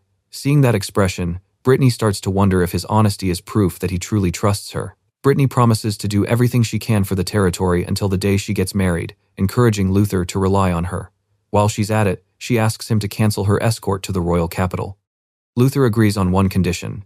Britney must double the territory's income through her own efforts.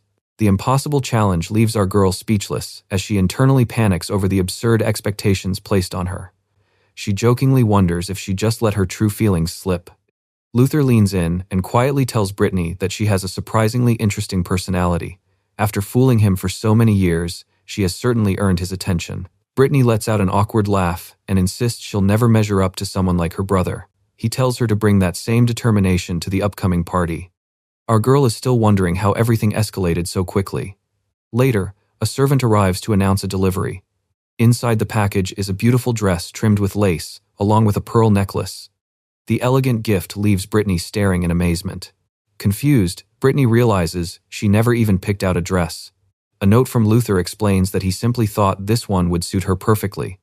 Only later, while reviewing official documents, does Britney discover that Luther had already secured patents for the soap, oil, shampoo, and conditioner, and registered every one of them under her name. Left alone with her thoughts, Britney realizes Luther has never been honest about his feelings. For all his harsh words, he'd been quietly protecting and supporting her the entire time. On the way to the party, Britney and Nora share a carriage. Britney compliments Nora on how much her skin has improved, making her blush as she happily reveals that the mud from her territory became a successful skincare product, just as Britney suggested. Luther curiously asks if the famous mud pack was Britney's idea. She quickly shakes her head, explaining that the mud already existed in Nora's territory, and she merely suggested turning it into a business. He suddenly compliments Nora on her beautiful skin. The unexpected praise leaves Nora blushing from ear to ear as she shyly begs him to stop. Luther announces that they've nearly reached their destination. Britney, however, is too busy wondering how someone who acts like this can possibly be the same intimidating brother she knows. Nora happily points out that Britney has slimmed down as well. Flashing a peace sign, Britney announces that she's finally made it down to 60 kilograms. Nora looks genuinely impressed, while both she and Luther applaud the milestone. In her imagination, a chubby pig version of Britney chuckles to herself, wondering if things are finally going her way and if she might actually find a fiancé this time. The breathtaking sight of the royal capital leaves Britney speechless. Towering castle spires rise into the sky as she takes in the magnificent view alongside them. Lily eagerly waves from a distance to greet Britney and Nora the moment they arrive. Luther politely returns the greeting, making Lily blush as she shyly wishes him a good day. Marlowe casually raises a hand to welcome the group after their long journey. He greets everyone, sincerely thanking them for accepting his invitation. Watching the exchange, Nora blushes furiously and can't help wondering if she falls for every handsome man she meets.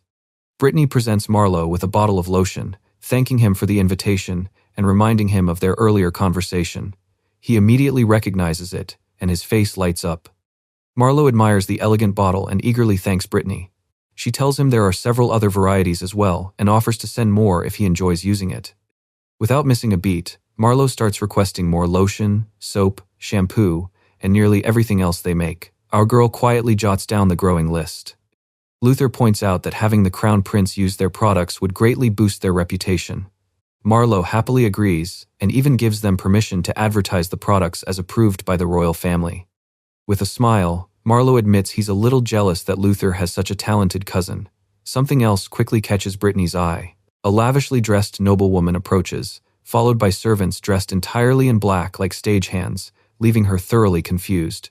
Noticing her reaction, Marlowe explains that the woman is his younger sister, Princess Angela, along with her attendants. For some reason, they always dress that way. Britney quietly watches Angela's arrival beside Luther and Marlowe. She knew the princess would be here, but that doesn't stop her from wishing they could have avoided meeting altogether. The moment Princess Angela comes into view, Britney goes completely stiff. To her, the princess is the biggest death flag she's faced so far. Elsewhere, Luther approaches a struggling painter and asks him to create a portrait for Britney's future marriage prospects. As the artist gets to work, Luther quietly stands behind him, insisting he ignore the constant supervision. Before long, Luther starts directing every brushstroke. He asks for a slimmer figure, a sharper jawline, bigger eyes, smaller lips, and a perfectly shaped nose. The overwhelmed painter can only nod and comply. At last, Luther proudly declares the portrait complete. Britney stares at it in utter confusion, while the exhausted painter realizes he's painted someone who barely resembles the original. Looking down at the portrait, Britney slowly realizes this must be her brother's ideal type. When he asks if she said something, Britney simply brushes. The Harks family's famous cuisine owes its reputation both to her demanding standards and the results they produced. Remembering those days, 16-year-old Luther can only sympathize with the poor head chef. Britney points at one of the desserts and loudly complains that it doesn't count as real cooking. Notebook in hand, Luther is left silently questioning everything he thought he knew. To Luther's surprise, the head chef insists the kitchen is actually his dream workplace because everyone is passionate about cooking. One bite is enough to leave Luther speechless. The food is genuinely incredible, and the grinning kitchen staff proudly declare their kitchen the happiest place a chef could ask for. Crouched outside the greenhouse in the Western Palace garden, our girl examines the plants until someone asks what has captured her attention. Ricardo approaches with his arms crossed. She politely wishes him a good day. She explains she was examining the herbs, assuming they were used to make tea. Ricardo shrugs them off, saying they all look like ordinary weeds to him. Britney points out nettle for medicine, dokudami for its detoxifying properties, and thyme as a natural antiseptic. Ricardo is impressed by her knowledge, but she humbly says she only recognizes the common varieties. He gives a polite bow and thanks Britney for making sure he received the valuable soap before anyone else. She returns the gesture, saying she still owes him for helping with the lemons, olives, and waterways. Ricardo reveals that Luther told him about the servants constantly bullying Britney. Looking back, he realizes he unfairly judged her and that her behavior had simply been a desperate way to fight back. Meeting her gaze, Ricardo offers a sincere apology for completely misunderstanding her. A wave of shock washes over our girl. She panics inside, wondering just what Luther told Ricardo. Noticing how much weight she's lost, Ricardo sadly assumes Britney has been suffering all this time. Realizing he's gotten the wrong idea, our girl cheerfully assures him she's only losing weight for her health and tells him not to worry. After a brief hesitation, Ricardo awkwardly asks if it's time for them to stop being so formal with each other. He asks Britney to simply call him Ricardo. She can only stare back in surprise. Britney smiles and agrees to call him Ricardo, figuring that staying on good terms will only help in the future. He averts his eyes with a shy blush and quietly agrees. Watching Ricardo avoid her gaze, Britney rethinks her first impression. Maybe he isn't an arrogant rich boy after all. Maybe he's just painfully shy. Our girl decides it's always better to get along with people. Her attention soon drifts back to the garden, where she wonders who could possibly be using all these herbs. Elegantly dressed guests stroll through the garden party, chatting beneath large sunshades. Britney looks around in amazement. Even though the gathering is relatively small, it's every bit as lavish as she'd expect from a royal event. The young noblemen gather in quiet conversation, while groups of ladies whisper behind their fans near the refreshment tables. Our girl breaks into a nervous sweat as she watches everyone sizing up potential partners. The atmosphere feels far more intense than she expected, just as someone nearby calls out to her brother. Britney notices Luther completely surrounded by admiring young ladies, with Lily and Nora caught in the crowd as well. Her attention suddenly snaps elsewhere. The moment she sees Nora, our girl is left speechless. She can't believe Nora chose to wear that outfit. Britney silently mourns the wardrobe change. The outfit Nora wore during the journey suited her perfectly, while this childish dress does nothing to flatter her figure. She thinks what a waste Nora's outfit choice is. Before she can dwell on it any longer, someone crashes straight into Britney. A freckled young man points at Britney and loudly orders her to move, insulting her appearance. He even demands to know how someone with her figure dared attend Crown Prince Marlowe's party. Our girl stares at him in disbelief. He's the one who ran into her, yet he's acting as if she's at fault. She dryly concludes he's practically a professional scammer. Ricardo steps in front of Britney and sharply asks the young man why he's making such a scene. The freckled noble laughs it off, claiming that an out-of-place white pig lady was blocking the path. Nearby noblewomen giggle at the insult while Britney remains silently beside Ricardo. Ricardo points out that the young man is the one behaving disgracefully. Since Britney is Prince Marlowe's guest, insulting her is no different from questioning His Highness's judgment. Clicking his tongue, the freckled noble walks away. Britney softly thanks Ricardo for standing up for her. Ricardo scolds Britney for letting people speak to her that way. She fires back that he stepped in before she even had the chance to defend herself. Princess Angela quietly stands beside Prince Marlowe, her face partially hidden behind an elegant fan. Britney remarks that standing beside His Highness makes Angela seem rather plain. Just then, Luther arrives with a warm smile and asks our girl if she'd like to dance. The surrounding noble ladies stare at Britney, clearly treating her as nothing more than the opening act. Feeling all those eyes on her, she nervously admits she's not much of a dancer. A painful memory flashes through Britney's mind. During dance lessons, she accidentally stepped so hard on her instructor's foot that she broke it, leaving the poor teacher crying out in agony. Luther assures her it'll be fine and gently leads her onto the dance floor. He even tells her to try stepping on his feet if she can. As they dance, Luther compliments Britney's dress. Looking up at him, she says the credit belongs entirely to her brother for choosing it. Luther casually adds that he'd like to buy her a slightly slimmer dress next time. His comment instantly irritates our girl, who decides his feet are about to pay the price. As couples glide across the dance floor, Britney worries that everyone must be judging her for being Luther's cousin. She then wonders if Angela endures the same comparisons with Marlowe, and how exhausting that must be for someone as beautiful as her. A horrifying thought suddenly hits Britney. She realizes she's actually feeling sorry for Angela. She immediately shuts that thought down. A princess who treats her maids like disposable stagehands deserves no sympathy. Just then, Marlowe cheerfully waves them over. Luther politely greets His Highness, while Marlowe casually enjoys his drink. Meanwhile, our girl notices all eyes are on them as nearby nobles whisper that she's nothing more than Luther's extra tag-along. Standing alone amid the crowd, Britney can't help feeling out of place. She starts wondering why she ever came to the capital. A voice suddenly calls her name from behind. Britney turns around in surprise. Princess Angela peers at her from behind her fan, remarking that it's rare to see her brother make that expression. She then asks Britney if she'll be friends with her too.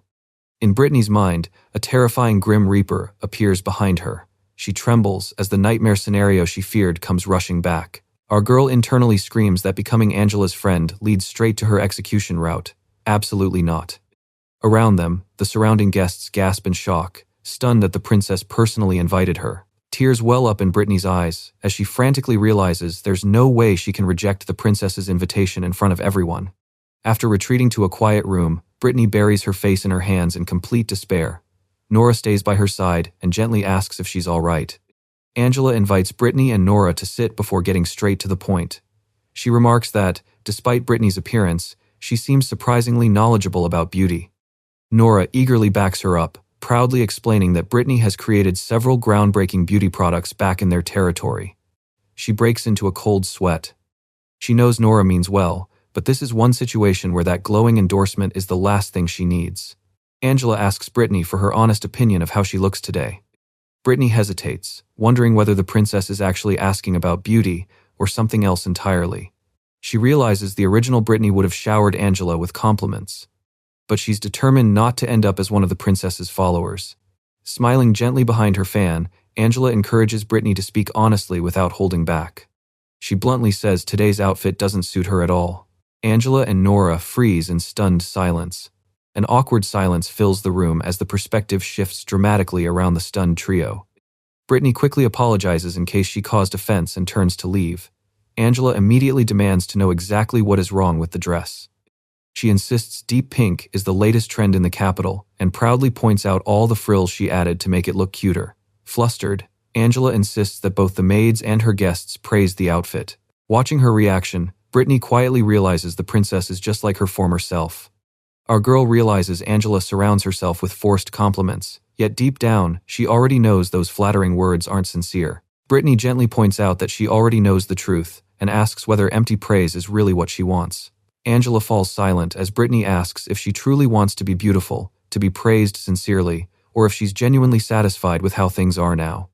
Unable to take it anymore, Angela snaps back and demands a direct explanation for why the dress doesn't suit her. Britney clears her throat, deciding to get the explanation over with. She bluntly declares that neither Her Highness nor Nora chose dresses that actually suit them. Nora blinks in surprise and asks if her dress is unsuitable too. Angela protests that hers was crafted by the capital's finest artisan. Britney nods, saying she understands their love for frilly dresses and has no doubt the craftsmanship is exceptional. Britney delivers the hard truth. As beautiful as the dresses are, they simply don't suit either of them.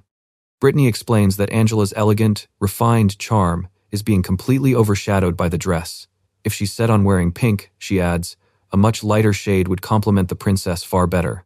Our girl continues that Nora's dignified presence doesn't pair well with soft pink. A chic, more sophisticated dress would highlight her beauty so well that even women would be captivated. Turning to herself, Britney explains that with her body type, hair color, and eyes, light shades like pink simply don't suit her either. She reflects that the frilly dresses every young girl dreams of are better suited to someone petite, with a gentle aura, someone like the story's heroine, Meryl. Angela quietly snaps her fan shut, signaling that she finally understands Britney's point. The princess points her fan at Britney and asks what kind of outfit she would choose if she were her stylist. Angela looks Britney straight in the eye and asks how she would style her if she were the royal costume coordinator. Our girl pictures the perfect look, a soft violet dress to complement Her Highness's eyes, bright lipstick, and loosely tied back hair. She recalls the Mehrabian rule, explaining that more than half of a person's first impression comes from visual cues. If someone dislikes your appearance, you're already at a disadvantage. Britney realizes that pastel colors actually suit Angela. Despite her villainous image, a softer, purer style could make her naturally striking. Angela quietly considers the advice before admitting it was an interesting perspective. The princess declares the discussion over and dismisses them. A wave of relief washes over our girl. She made it through, and the risk of ending up in Angela's entourage is finally gone. Tears well up as Britney grabs Nora by the shoulders and apologizes for criticizing her dress. Nora gently tells her not to worry. Nora smiles and admits she already knew the dress didn't suit her. She explains that what people like isn't always what suits them and is grateful Britney was honest. Still sniffling through her tears, our girl listens as Nora gently takes her hand and asks if she'll help pick out a dress next time. Britney happily agrees, saying she'll help as long as Nora believes she's up to the task. Nora mentions that Lord Luther prefers a sweet fashion style. Britney immediately cuts her off and warns her to stay far away from him. Nora asks if Britney is jealous or has feelings for Lord Luther herself. The question makes Britney shudder as she fiercely denies it. Our girl insists she could never imagine romancing someone like Luther, warning Nora that she has no idea what he's really like.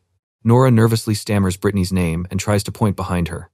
Luther stands right behind Britney, quietly remarking that such blunt criticism actually hurts his feelings.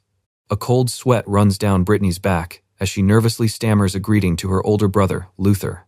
Panicking, she frantically insists she was only joking and would never criticize her beloved cousin. Luther simply keeps smiling while she shrinks under the pressure. Luther extends a hand and tells Britney that His Highness has been looking for her. Prince Marlowe has something to give her and is waiting in his room, with an escort already outside. Britney quickly says goodbye to Nora and hurries off. Crown Prince Marlowe welcomes Britney, happily telling her he's been waiting for her. Marlowe breathes a sigh of relief after learning Angela did nothing to Britney. He explains that Angela rarely shows mercy to those she dislikes, while Britney assures him they only talked about dresses. Our girl panics at the thought of Angela getting revenge. Meanwhile, Marlowe rummages through a bundle of dried herbs and announces that he brought his collection. The prince lays out his dried herbs, delighted to finally meet someone in the castle who shares his hobbies. Britney quietly admires the collection. Marlowe asks whether the herbs he picked and dried from the West Garden could help with her work. Britney eagerly assures him they would. Britney recalls the greenhouse and garden outside, amazed by the herbs' excellent condition. His Highness grew every one of them himself. Our girl clasps her hands in amazement, admitting she never expected His Highness to grow herbs before asking what he uses them for. Marlowe explains that he's recently become interested in herbal teas, soaps, and lotions. He adds that people rarely look kindly on a man with those hobbies. He tells her that beauty has nothing to do with gender and that a refined aesthetic is something to admire. Privately, she can't help thinking Prince Marlowe is quite the maiden-like prince. As he pours the tea, Marlowe says he's glad to hear that because he only shares these interests with people he truly trusts. He offers Britney a cup, and she gratefully accepts. As his reflection shimmers in the tea, he admits he'd rather knit than train with a sword and prefers growing herbs and researching beauty products over hunting.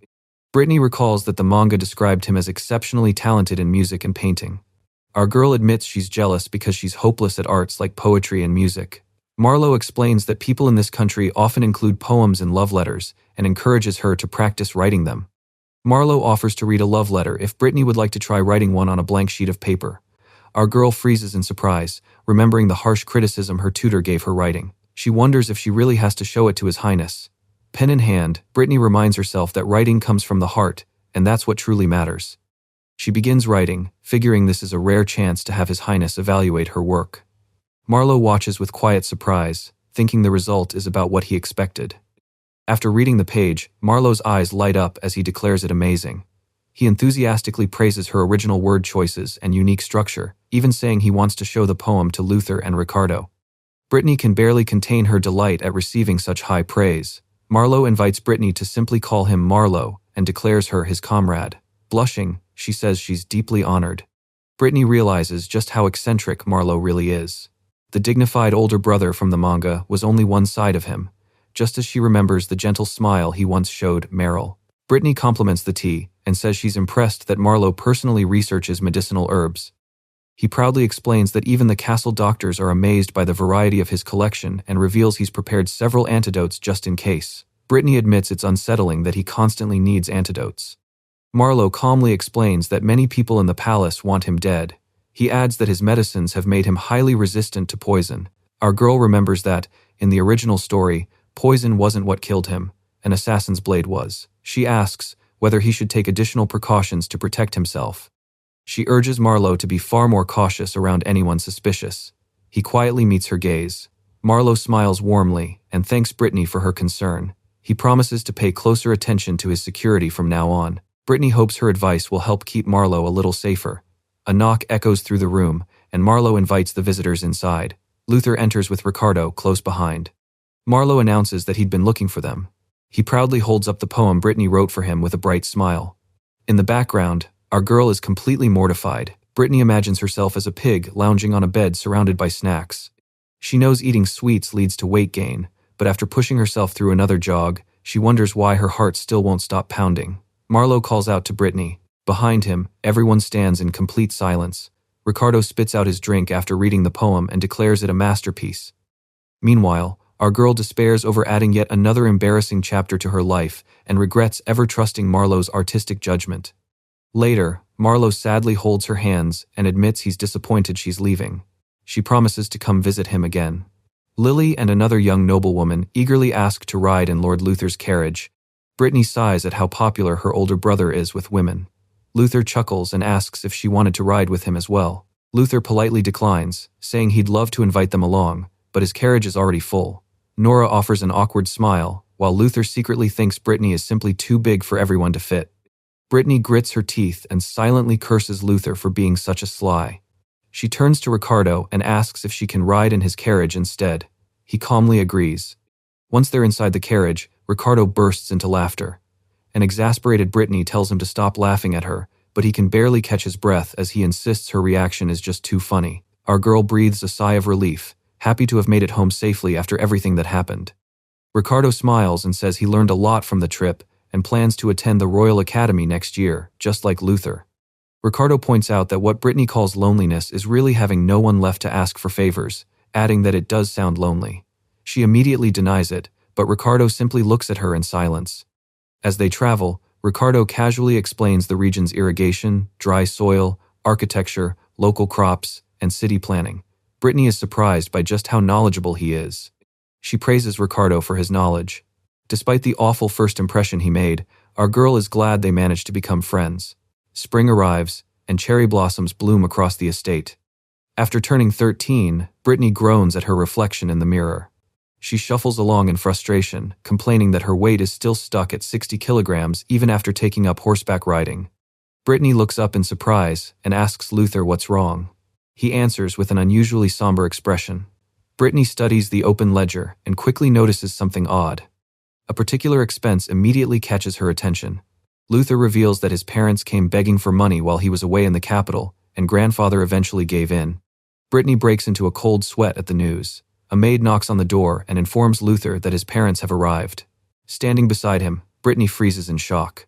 Luther places a hand on a severance document. Today, he'll make his position perfectly clear. He leans over the table and bluntly announces that he is cutting all ties with his parents. His mother erupts in anger, demanding to know what nonsense he's talking about, while his father declares the decision completely unacceptable. Luther condemns them for driving the family into debt through reckless spending. He scolds them for begging for money again just as they were escaping years of debt, and says he's ashamed to call them his parents. Britney quietly watches from the doorway. Luther's mother desperately begs grandfather to name her husband the next count, insisting Luther is still too young to understand the world. Grandfather hesitates, wiping his face. Suddenly, he warmly beckons Britney over for some snacks. Luther's parents demand that Britney be thrown out of the house and married off to any household, arguing that getting rid of such a financial burden would reduce the family's expenses. He steps in front of Britney and firmly defends her. He declares that marrying her off to just anyone is unreasonable because she's nothing like his parents. Luther points out that much of the Count family's recent prosperity is thanks to Britney. She's even earned the Crown Prince's favor, so casting her out without reason would be absurd. His mother immediately cuts him off, insisting she's speaking to grandfather, not him. Grandfather firmly refuses. No matter what anyone says, he won't let his precious Britney leave. He also reveals that he has given Luther full authority to sever ties with his parents. Panicking, Luther's mother grabs his arm and begs him to stop. She insists this has to be a lie, because they're family, and reminds him that he's only 18. Britney folds her arms and scoffs inwardly. Luther's parents never treated him like family until they needed something from him. Our girl realizes how miserable Luther's childhood must have been, trapped between toxic parents, an unreliable grandfather, and a foolish white pig of a cousin. Britney realizes he's been carrying everything on his own. All this time, he's quietly shouldered the family's burdens without complaint. Britney can't help thinking that almost no one recognizes how hard he's worked. His parents demand to know how he became so heartless. Suddenly, she steps in and tells them they're the truly heartless ones. The mother snaps that children should stay quiet. Britney immediately cuts in and tells her aunt that she's the one who should keep quiet. Britney reminds her aunt that Luther is the one constantly bowing his head to resolve the family's financial crises. The only reason anyone keeps lending them money is because they trust him. She weakly argues that he's still young. Britney fires back that it's shameful for a parent to keep burdening her own son without feeling the slightest guilt. Grandfather closes his eyes, declaring that he's had enough. He orders Luther's parents to never set foot on the Harks estate again. Grandfather also told them to stop contacting their grandchildren. From that day on, Luther's parents were officially banned from entering the Harks household. Britney nervously glances at Luther as they sit side by side on the sofa. The silence between them grows increasingly awkward. He thanks Britney, saying they resolved everything because of her support. She replies that she simply lost her temper. After a brief pause, Luther says something has been bothering him. He asks who she really is. The question leaves her frozen in shock. Britney asks if he's feeling all right and reminds him that she's his cousin Britney, while privately wondering if he's lost his mind. Luther says he's perfectly sane, but after living with her and watching her closely, he can't shake the feeling that something is different. He points out that Britney's knowledge and behavior are far beyond those of an ordinary 13-year-old. He adds that it's almost as if someone else has taken over her body, noting that none of the family's books mention hot springs or soap. Our girl breaks into a nervous sweat. Luther leans closer. Reminding her that they're family, he asks her to tell him the truth if she's hiding anything. Britney blushes as she looks up at Luther, wishing he wouldn't act so strangely charming toward his younger cousin. She frantically wonders what she could possibly say to convince him, or whether she should simply tell him the truth, no matter how unbelievable it sounds. Luther waits for an answer. Britney finally asks him whether he believes in past lives. He falls silent in confusion. Britney then cheerfully explains that she remembers a previous life and reveals those memories returned on the very day her engagement was called off. She tells him her old world was far more advanced, where she'd made soap before, and that she's been recreating products from those memories despite the different ingredients. Our girl explains that she was older than Luther in her previous life, which might explain why she seems so different. Britney turns to make a quick escape, but Luther catches her wrist before she can get away. He smiles warmly, telling her she's not escaping that easily. Whether her story is true or not, he's fascinated by the person she is now. Our girl lets out a startled squeak.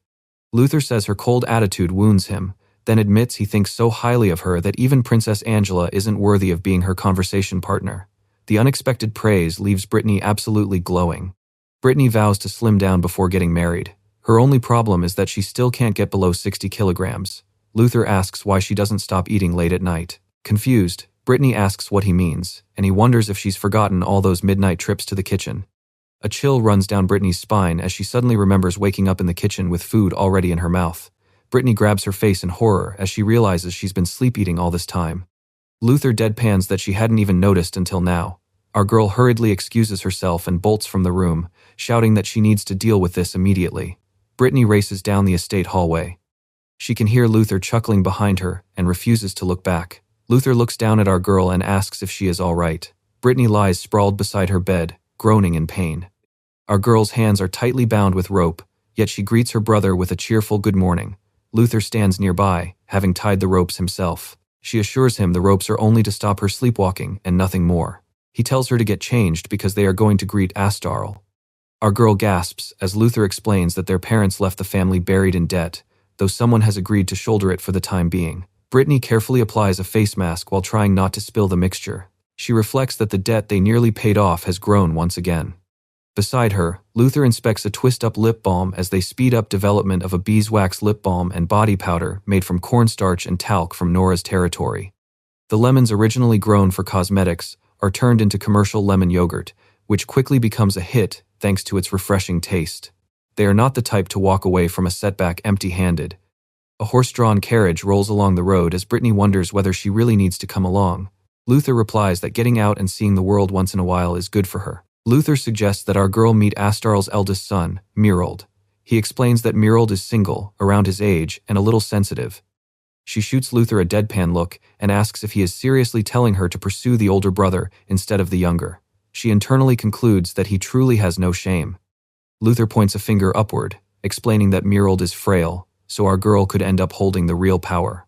Our girl points out that even if that happens, there is no guarantee she would side with Luther. He lets out a quiet chuckle, amused that she has finally learned to speak her mind. Count Astarl warmly welcomes their visit.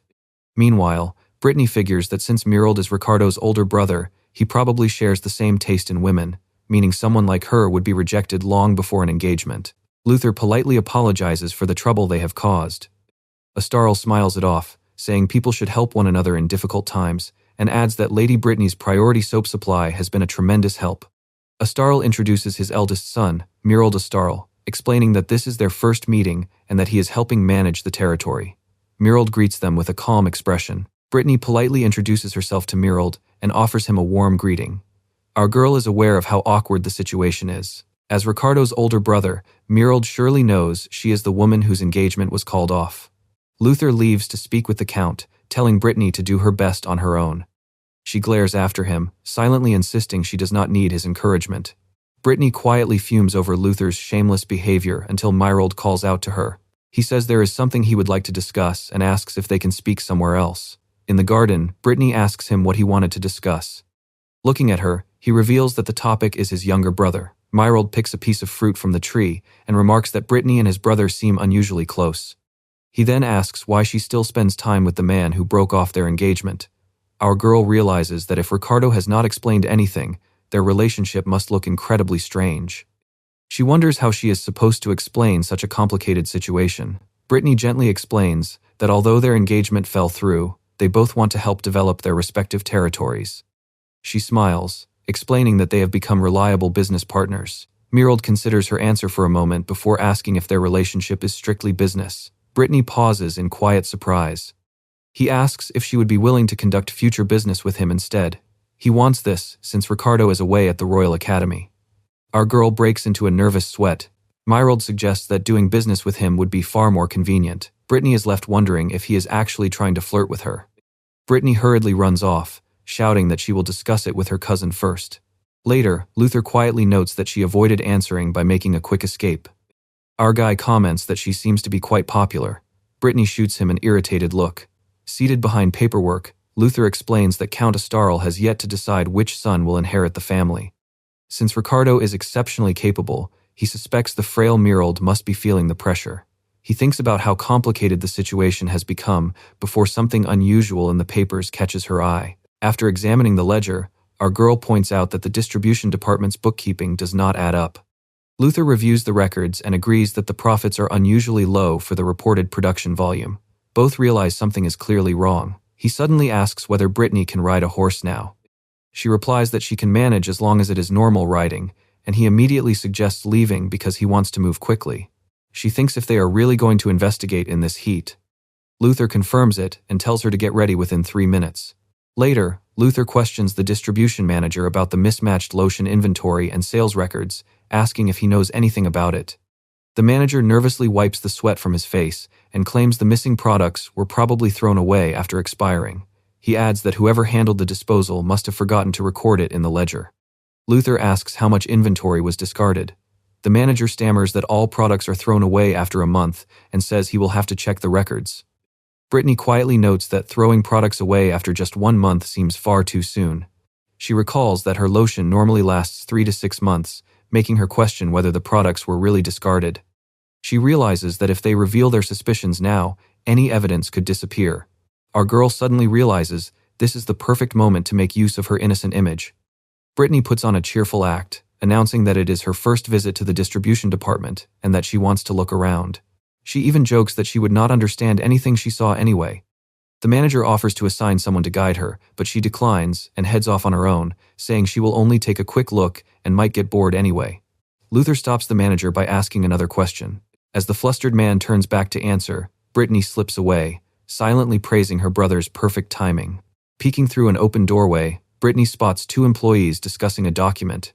She politely apologizes for interrupting and asks them a question. Our girl happily returns and tells Luther that she learned how the products are distributed to the market. The manager quietly breathes a sigh of relief. Britney casually mentions that their uncles visited about a month ago to discuss something, then asks Luther if he is curious about what they talked about. The manager freezes in horror. A dark smile spreads across Luther's face. He calmly says he would like to know about that meeting as well and asks the man to explain. The manager tries to keep the truth hidden, but breaks down and confesses a few minutes later. He admits that the promise of a share of the profits tempted him into secretly diverting the products. He reveals that he falsified the ledgers, marked the lotion as discarded, handed it over to the uncles, and collected his reward. The stolen lotion was then sold by the uncles through black market channels.